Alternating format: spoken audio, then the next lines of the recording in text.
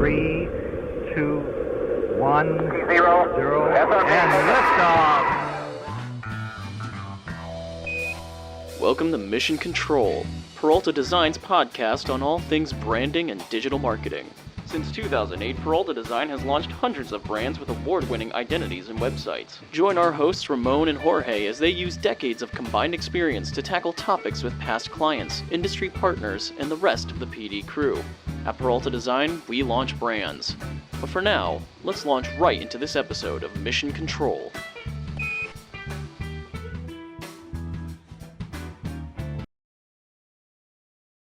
Hey everybody, welcome to Mission Control, where we respect the grind and reclaim the American dream. I am your host, Ramon Peralta from Peralta Design, and we launch brands. Very excited. Have a special guest here in studio. As you know, we've been recording live, and the audio has improved dramatically. So it is a real treat to have this gentleman with us today. He's been I've gotten to know him through networking and diners. He's a fellow member. He's a small business owner. He's a master with the lens. He's a master storyteller. So we're going to talk about video storytelling. He is the one and only Dave Whitney. Please help us welcome.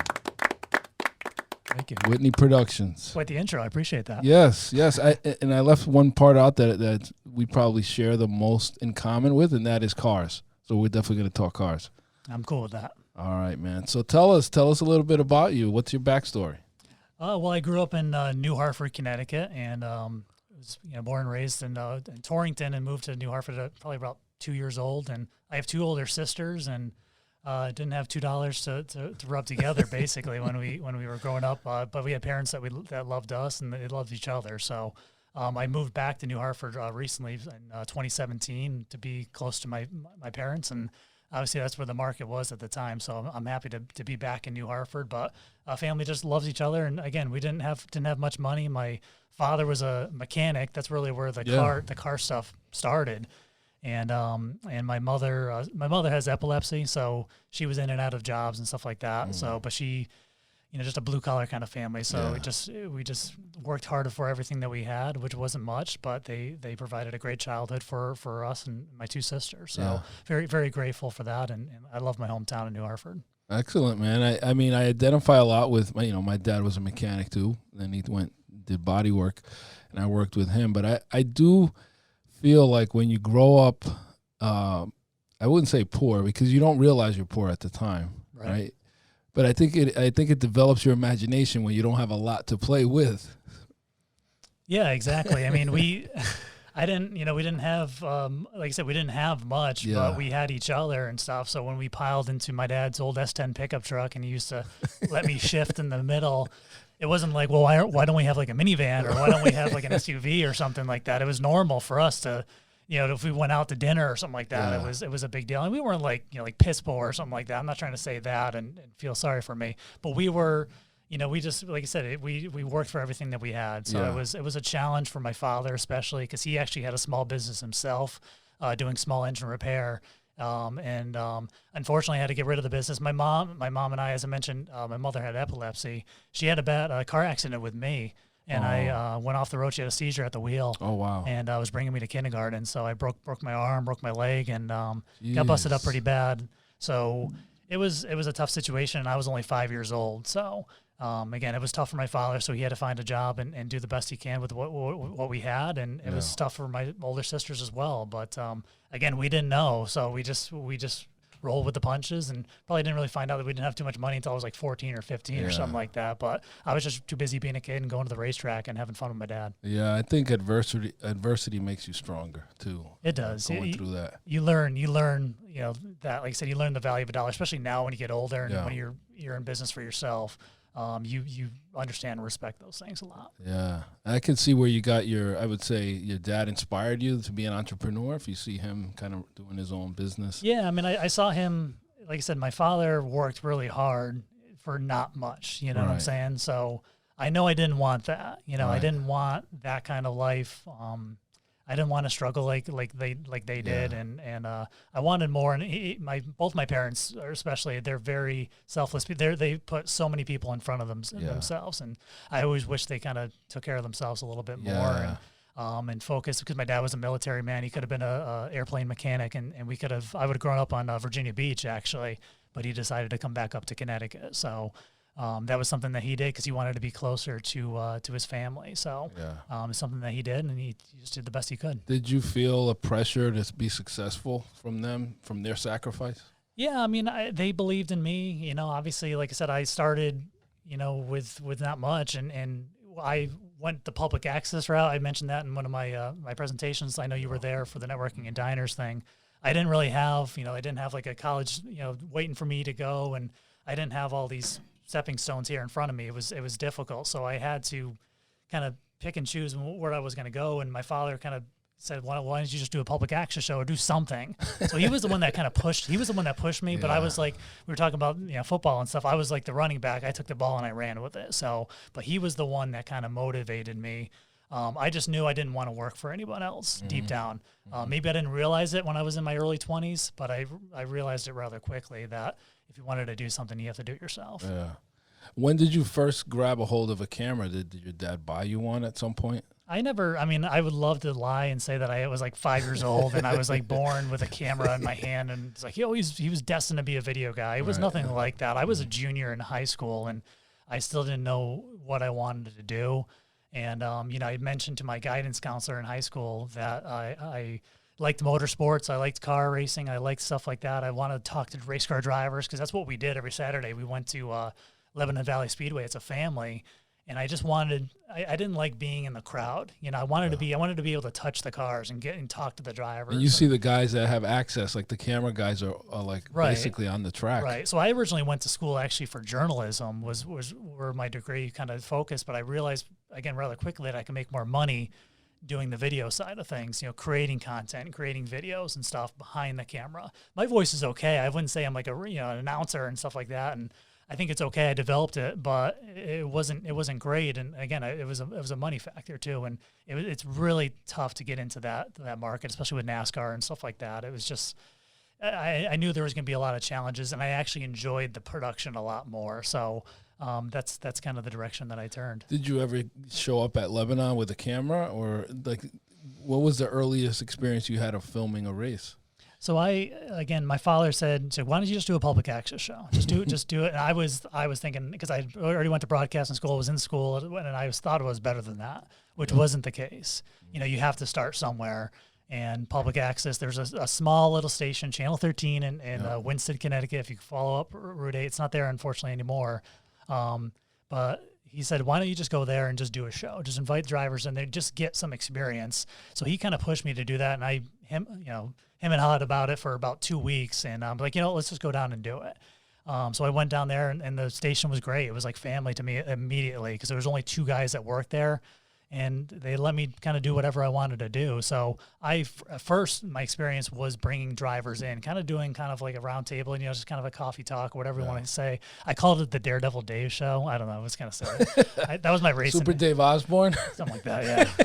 I thought it was funny at the time when I was 18, but that's where I go. And then they had the gear, and I didn't have any gear or anything like that. Yeah. So the following year, which would have been 2007, I believe, we went to Lebanon Valley with their camera, got it all dirty and everything like that, and made like a Sports Center type show.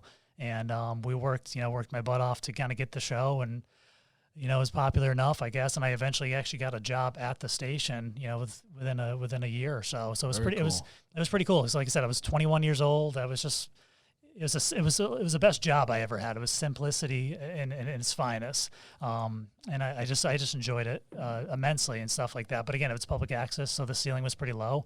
They had their gear, and I kind of wanted my own gear. So it was really 2007 when I started with a camera. Obviously, I had some experience before that, but using it fairly consistently, that was that year. Okay, wow. But as a fellow creative, you definitely have an eye.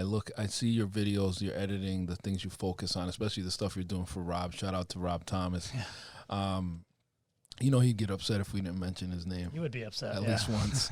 The videos, the transitions, there's definitely a creative flair. You're not just recording and then trimming. Like, where did you feel like you got that? Are there artists in your family? Because I definitely see that you have a good eye for what you do. I don't think there was anyone there. There was just a lot of motivation and stuff. For me, it was reaching out especially when I was first starting with Whitney Productions. After I left the public access station, it was reaching out to people that had a lot more experience than I did. I think that was the biggest thing I needed. I just needed to understand what they were using in their creative side. Not take every single thing and apply it to what we're doing. Kind of take little pieces here and there. Like Ken Burns maybe inspired you a little bit. Exactly. I mean, I have, obviously I love, Spielberg and the Coen brothers and all these directors, Alexander Payne. And I love certain ways, how they, unconventional ways and how they're doing things. And yeah, when you're following racing, it's like, here's the car and then follow it and then let it go. And then they're just, it's a circle track. So but we just kind of immerse ourselves in the content really and just absorb it so much. That's what really kind of separated our brand from other people. We weren't just the track videographer. We wanted to make that clear as much as we could and as often as we could. We're not filming the races. We're not just, filming, okay, there they go, lap after lap. We're telling a story, and that's, again, it was really the people that had a lot more experience than I did that helped me to kind of shape Whitney Productions. Yeah, and you've gotten to kind of get the backstory on some of the drivers, get a little bit more into who they are versus just a number going around a track. Yeah, exactly. And we've, we were talking obviously out in the hallway there about the F1 races, because like you said, a lot of people, like I said, with NASCAR or whatever it may be, you just kind of look at it like, oh, they're just making left turns. It's this, okay, they put the fuel in, okay, that's cool, but it's kind of whatever. They don't understand the back. And with the dirt racing, there's, again, these guys race, they don't race full time. They just, a lot of them race as a hobby. So they're weekend warriors, I guess you can say. So during the week, they work for as hard as they can, and then they put some money into the car. And so we kind of show that through our lens. And I think it's kind of eye-opening to a lot of people. They don't realize how much really goes into it, and just kind of raw and unscripted. And we filmed some pretty intense stuff. So. Yeah, I feel like you came on to the scene around the same time as all of the reality shows were coming out, and that kind of it's unscripted, so it's like you can jump right into production. Like you're not creating a scene; you just literally arriving on the scene and documenting it. So, how would you call your style? Is it photojournalism, documentary style, or are you taking some liberties to craft a story around some of your content? I mean, it's really raw and organic. It's the way I kind of like it. Obviously, with a reality, there's no real in reality. There's always some kind of script, because when they want drama and everything, of course, and they have to sell it, which I totally get with this. And because we've done some stuff with some producers with Discovery and TLC. They actually liked some of our stuff, so we got connected with them. From Nathan Stahl, my good friend there down from New York City, great guy. But again, he says, we're not going to just show up at a garage on Monday morning and say, hey, let's see what happens. Right. There's millions and millions of dollars invested into content and stuff like that. There has to be some kind of backstory. So, for us, a lot of times with racing, like the story will tell itself in the night, and we tell the guy, like, if you get hurt or something happens, whatever, we're filming it. You have a contract here, and it's not to make you exploit. But we have a job to do, and people want to see that kind of content. So I think it's just more raw and organic and stuff. And again, the story kind of tells itself on a regular Saturday night. Yeah. Now, if I heard you correctly, when you go over through your backstory, you went right from experimenting or practicing or working at public access right into Whitney Productions, or were there any jobs in between where you worked for someone? At the end of 2007, after the Dirt Roundup is the show that we called it, we worked my butt off to get that done. One of the gentlemen at the station left, so I got the job. So basically, I knew this. I knew the studio. I knew how to run the audio board and everything else. So it was second nature for me. And my boss was great. It was a perfect, I had a job where I was detailing cars and I was going to school. I was doing everything at once. I can kind of forget about that and just kind of focus on my job. And so I worked there from 2007 to for almost 4 years in 2011. And then I had the opportunity to start Whitney Productions and stuff. It was kind of a leap of faith. But, Ramon, honestly, like I said, that first few years, and I'm sure it was tough for you with Peralta Design, it's not easy. I mean, I worked 2-3 other jobs. Right. I worked at a radio station. I drove cars around and stuff like that. I was getting married at the same time in 2014, just to make ends meet and stuff. So it wasn't easy, but I just this is what I wanted to do. And anytime I had a regular job, I kind of kept to myself, because, they would just have like locker room talk and stuff like that. And at the dealership or whatever it was. I'm like, I don't want this. I don't want to be, but it was just a few bucks in my pocket to help pay for my wedding or to pay, to pay my bills, you know, to make ends meet. So I had several jobs in between, but for the most part, it was just solely Whitney Productions because I just wanted to be working for myself. Yeah. Now, and I think that's what our listeners are going to get the most kind of value out of is just understanding that moment that you. What was the aha moment that you went in full time Whitney and you gave up the other jobs? Did you get a big project? Did somebody close a big deal for you? Yeah, I mean, it was every time I wanted to kind of give up, or I don't want to use those words, give up, but just, you know, struggle there in the beginning, a job would happen. A job would so it was like a sign kind of for me. I'm not much of a spiritual person. I try to be more of one, but I just felt like there was always those signs there in the beginning. I lost a couple of, you know, older friends from the public access studio that had always believed in me. And, you know, one of them dropped, you know, dead of a heart attack, unfortunately. And I remember there was one of those moments again where I had like almost like a panic attack. It was like halfway through 2014. I was still working at the dealership, and it was just I wanted to quit. I'm like, you know, I just want to get a regular job. And I wasn't thinking straight basically. So. And I just wanted to be back at the public access station and stuff. But again, the ceiling was so low. It was just, I didn't want that. You're at the kids table in media production. So I didn't want that. So every time I wanted to kind of quit and give up, and I know it sounds cliche and stuff like that, the phone would ring.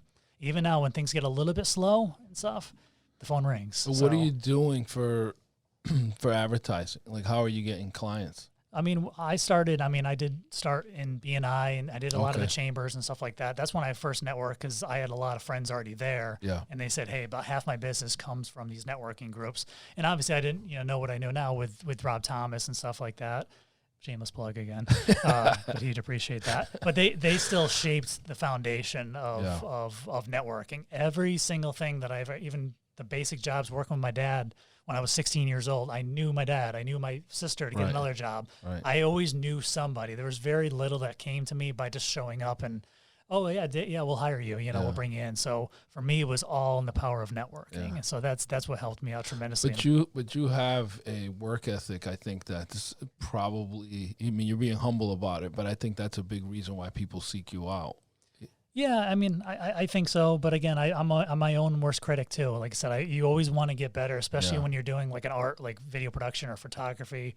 I think there's never you always want to get better. You always want to be a better producer or director or cinematographer and stuff like that because you see what other people are doing with the same amount of gear and stuff. Yeah. So you want to be able to challenge yourself. So initially when you launched, you were focused more on motorsports, and now you're doing other types. You're doing commercials. You're doing other types. I mean, we had some ins obviously at the racetracks and the opportunities there in the beginning, but those dried up pretty quickly because people still didn't know who we were. I didn't really have an identity, and you know, racing probably took 5-6 years for people to kind of take us seriously, to be like, holy crap, this guy like really knows racing and knows motorsports. And we went to venture to other racetrack. So yeah, I don't want to be identified as the racing guy, which I'm okay with the title, but I kind of like, you know, we do a ton of commercials. We do a lot of we do I wouldn't say we do live streaming and stuff like that, but we did have an Australian client. We were their American contact, and we were streaming content all across the country. So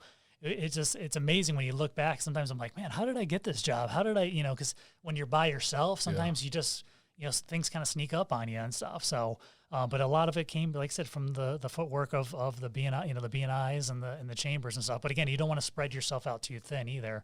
And I don't want to be known as we just do motorsports and stuff. But when it's hot, I think we struck a deal earlier today actually for another production. So we're dealing with motorsports, nothing with dirt racing, but we travel and it's just. I can imagine. I mean, my next question was going to be how did COVID impact you? But that probably put a damper on racing. Yeah, it did. I mean, obviously the restrictions were pretty strong up in New York. Yeah. I wasn't traveling. I mentioned the Australian client that we had, so that just ended. You know, we were supposed to go to DC. And we had a very large job, and we're still doing some work with Sardelli Food Produce, which is a huge company here out of Hartford. And they bought a building in Windsor, and we were doing a huge time lapse job. just completely kaput, because like I said, you get so busy with everything. I try to avoid the news because, like I said, it just puts me in a bad mood a lot of times. So I just can't. I don't like politics. I don't really talk about religion too much. So it was a tremendous impact. But I had a bad attitude in the beginning, I guess, because we lost all the work. So, but then that kind of quickly changed because everyone was kind of doing a virtual environment, so we could help them out with that. So once we kind of changed that attitude, we got busy. Yeah. Now you keep saying we. What's your, so 2014 to now, it's 7 years or so that you've been at this?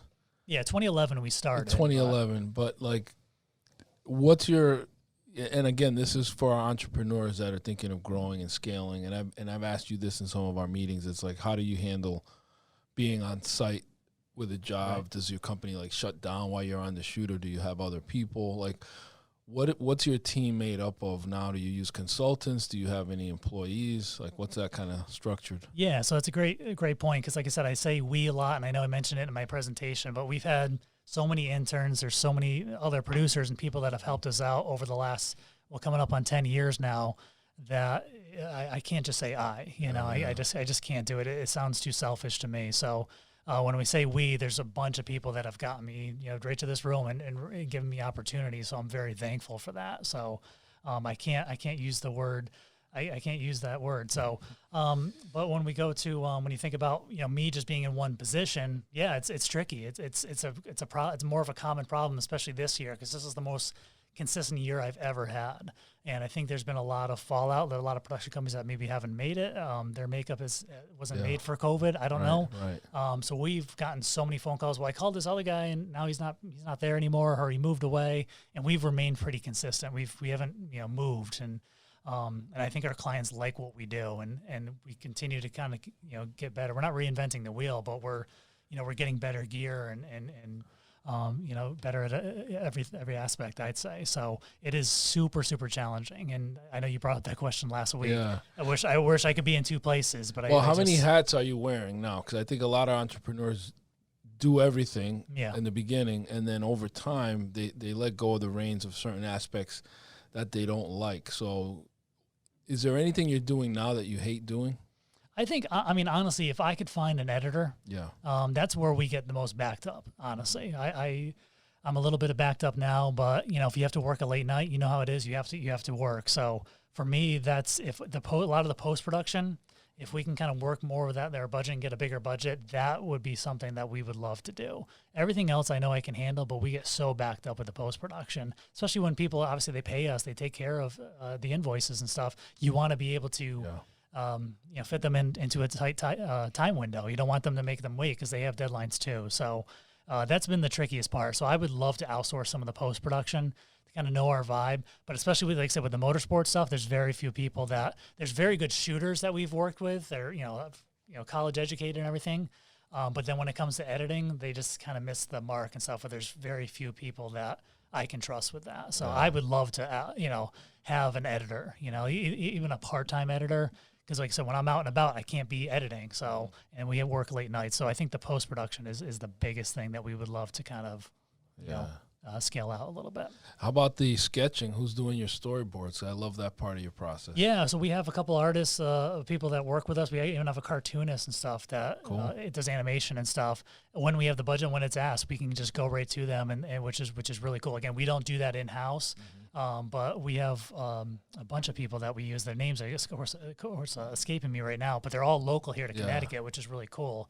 So when we have it, when we need a lighting expert, or we have the extra budget, we give them a call. So it's just good to have that in your Rolodex. Yeah, no, that's awesome. And I think a lot of small businesses start that way. I know I did, where I always had this philosophy: if I outsourced a certain vertical or skill enough times, I knew it was time to bring it in-house. And if it was just every now and then I kept a strategic partner on hand for doing that. So I think that's a good model to start with. Yeah, because I don't want to bite off too much more than I can chew. You know what I'm saying? I don't like overhead. I work out of my home and stuff like that. Obviously, I love to have a studio, but it's like, how often am I going to use it? How often am I going to need a green screen and stuff like that? There's certain places that we have around the state that we can just go to and use. So especially if a COVID situation, you don't you know, are you going to make payroll? And there's a lot of stuff there's a lot of simplicity in my life that I kind of like. So it's a tricky crossroads that I'm at right now. And that's something you're going to determine as a business owner.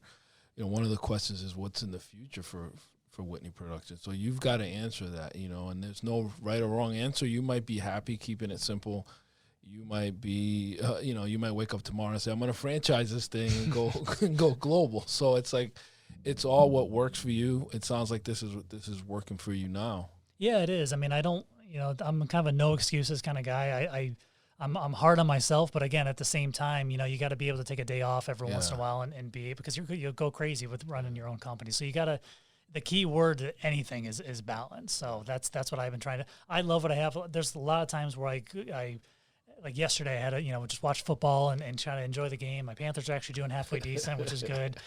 So I'm happy. So I kind of moment like, man, we've done some really cool stuff for some kid from New Hartford, Connecticut with nothing. You got to give yourself a little bit of credit. And from what we came from and all the adversity and stuff like that, I'm like, that's pretty cool. And, you know, working with like Jeff Gordon and Tony Stewart and some of these other like big name drivers and rub shoulders with some, you know, big producers and stuff. That keeps me motivated and stuff. So that's the key thing is finding that balance for the future. Yeah. So I can focus more on the film projects that we want to go. And so we're not just the racing guy, because I have a screenplay that I wrote and a lot of stuff like that I want people to be like, it's on Netflix. I'm like, oh, because a lot of people ask where I can see it. So, and a lot of stuff you can't, you know, you have to have a subscription or something. So how do you balance the marriage stuff? Does she go with you when you go on these races to help? I mean, I think she has some of her girlfriends that are there and she knows some of the drivers. So she likes it to an extent at some point, but and I try to invite her even to a race that we just kind of go as in person or something like that. Because I love a lot of times when I'm traveling and stuff, I wish she was there. You know, I wish we can kind of enjoy it together. So, but I want her to be there because she wants to be there. So there'd be times like I'll be in San Diego or I'll be in Phoenix and I'll be like, man, I wish Shannon was here. So maybe she doesn't, maybe she does. I don't know. So does she have the entrepreneurial mindset or no? She does. Yeah, I think she does. I think you know, she's happy to help me out when she can, but she's an accountant. She's way smarter than me, and married up. Yeah, exactly. She takes care of my health insurance, so it's good too. But she's great. She's really smart, and I want her to go at her own pace. I want her to do what she wants to do. I don't want to tell her what to do. Could she eventually do accounting for Whitney Productions, or does that's the goal? That's the goal. That's the goal. I mean, that's what I'm hoping, because like I said, I didn't do this, Ramon, to be a millionaire, to have the nicest cars, the nicest house. I didn't do it. The Mustang's pretty nice. It's cool. It's got clutch issues and other issues too. But so what about the Volvo? I don't want to forget about that. It's in I don't know. It's in Danbury right now in a bunch of pieces. I got to talk to Lou. It's a rust bucket, but it's in bad shape. But it's my uncle's after he passed away, so we're trying to keep his memory alive and keep it in the family. But yeah, it's just I don't do body work, so it's down to Ultimate Restoration. How many cars do you have right now? Whether they're in pieces? Two. I have two. Or well, three with my regular car. I had four, so I had the Bronco, but I sold the Bronco. The Bronco was a mess, but I made a few bucks on that, which was cool. So I just, like I said, when you see like a rusted piece of junk, and a lot of people, it's like it's a piece of art. You know, a lot of people think it's just scrap it. I'm like, you should, I'll give $1,000 for that thing. So, but we just, I don't know, I just have it's a labor of love. But again, that's to get back to Shannon. Yeah, if she can come with me, and just, again, I never did this to be a millionaire or anything like that. It was just to make money, to get a nice steak every once in a while. Yeah. I love to have a garage too, which would be great too. But I want her to do what she wants to do, and we'll get there eventually. And is your dad involved at all still with when you go on site to some of these races? Is he? I mean, he was in the beginning and stuff, but unfortunately, like I said, my mother's been struggling a little bit lately. She had some more surgeries recently, but. Okay. She's doing okay. So I've been trying to, he works, like I said, he still works full time. So he's busy with that, but he's more so attention with my mom. I'm sure they're proud. Yeah. I could be a dancer at Chippendales. I think they'd be happy. So. Oh, no. All right. That's not the visual I wanted at this point, but you got it now. Yeah, we have. You can cut it. It's on film. I do like the bow tie and no shirt look. They might be a little disappointed. So, give us a success story. You've got an impressive list of clients. on your website, and thank you for entrusting us to work on that for you. What's something that you're really proud of that you've helped a client with? It's really, I have to bring it back to Lebanon Valley where we started, because we were nobodies. Like I said, we were just some punks from Winstead or whatever, at a public access station, and the drivers were like, who the hell are you again? Who are you? And that whole, it's a long story, but it's still like, it's so successful to be like no name, like nobody knew who we were, Ramon, and like to come to where we are now, where they're like, they take us so seriously. They even see the logos on our shirt or our hat, and they're like, great branding. I love it. It's just it kind of came full circle. So I know that's more of a broad, but I just remember those days and being like, man, this sucks. And then getting to where we are now, it's pretty wild. So that's a huge successful story, because we're not just known at that track, we're known all across, the Northeast, which is pretty damn cool. Any failures? Yeah, well, like I said, I think sometimes when people hire us, we had I'm trying to think, we had like an insurance agency one time. And the gentleman said, obviously we're not going to mention any names here or nothing like that, but it was a great group, nice people and stuff like that. And I actually became pretty good friends with one of the guys that he worked was in the Avon area, and we were good friends for the chamber. And he had the main guy that ran the insurance group wanted to do a series of videos. So it was a failure on my part because there was like no budget and stuff like that. But I just it was kind of that tough time. Where we needed some work, and there was a lot of videos that we could have done, and the gentleman was just not good on camera. I wore a yellow shirt that day, so I guess they were upset about that too, because he was wearing glasses, so you can see the reflection a little bit. But again, he was just not great on camera, and I was a little bit more honest, because again, I had probably been in business for 3 or 4 years already by then. And it kind of hurt our relationship. He's like, well, I don't, he said some things basically. We don't have to get into specifics, but it just didn't. It wasn't a good fit. Like I said, anything like that where I didn't feel like I could have done a better job, or it was just kind of a sticky situation. I feel bad. It's like the news. I just feel bad watching it. So What did you learn from that? You learn to script a little bit more. You learn to understand your talent a little bit more.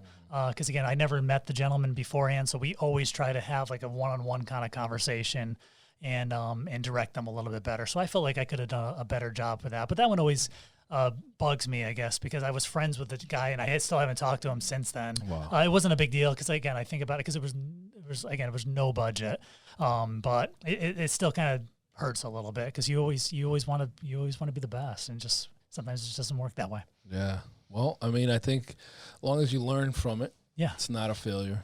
And it sounds to me like that's something that it's part of any business's evolution. You're going to have those situations that don't work out the way you wanted, and you look back and you say, what could I have done different? But one thing I'm hearing from you is that you're on this path of getting better. You want to be, professional development. You want to continue to improve. Right. What's your vision for Whitney Productions? Where is it going? So our new, kind of like a 2-part or whatever, I have it where I mentioned it during my presentation last week in Networking in Diners, never settle for ordinary. I don't want to be ordinary. I don't want to remain the same. Every time we go out and do a production, it should be better than the last. As cliche as that is, I always want to be better than the last, because we're always improving, and we're always getting better gear. We don't keep the same gear. I see that with a lot of when I was first getting a lot of videographers. Yeah. Gentlemen that were twice my age, and the cameras were about the same age, about 10, 15 years old.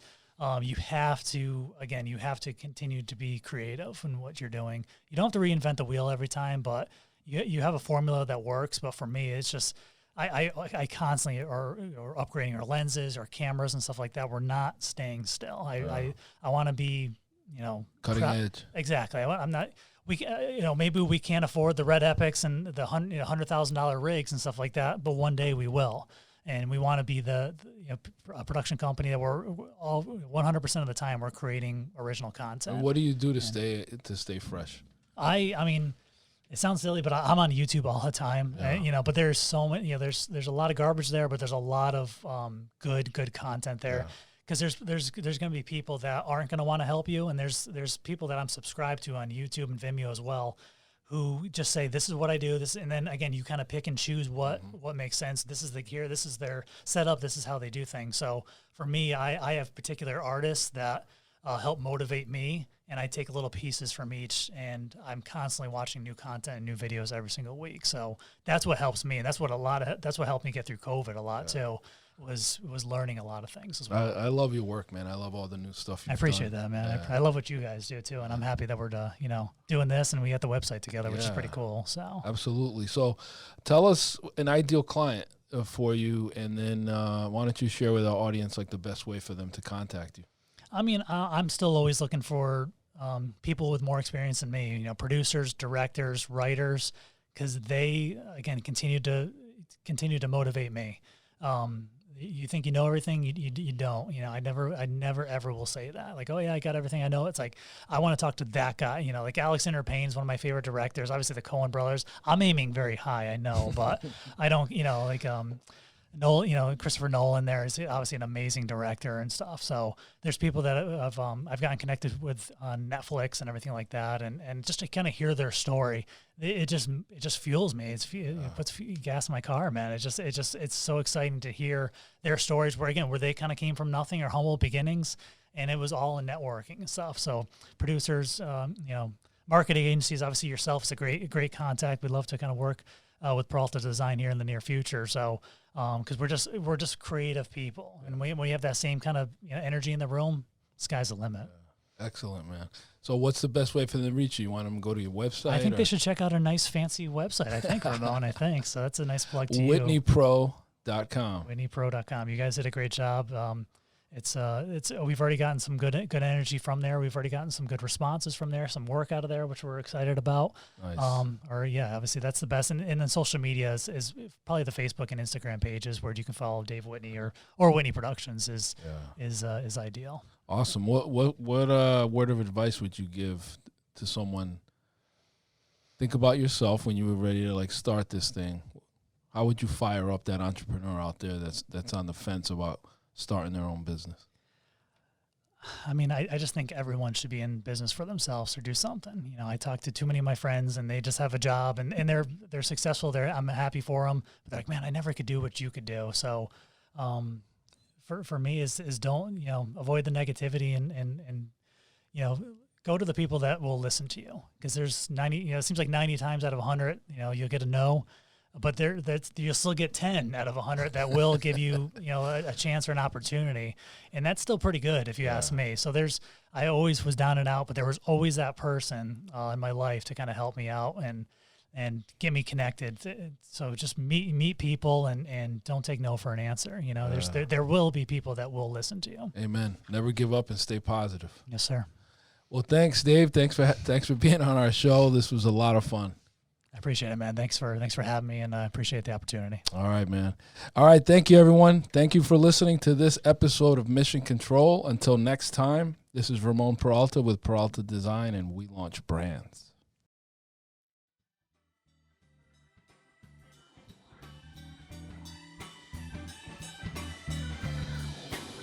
Thank you for taking this journey with us. To learn more about Peralta Design and our work, go to www.peraltadesign.com and subscribe to keep up with the crew.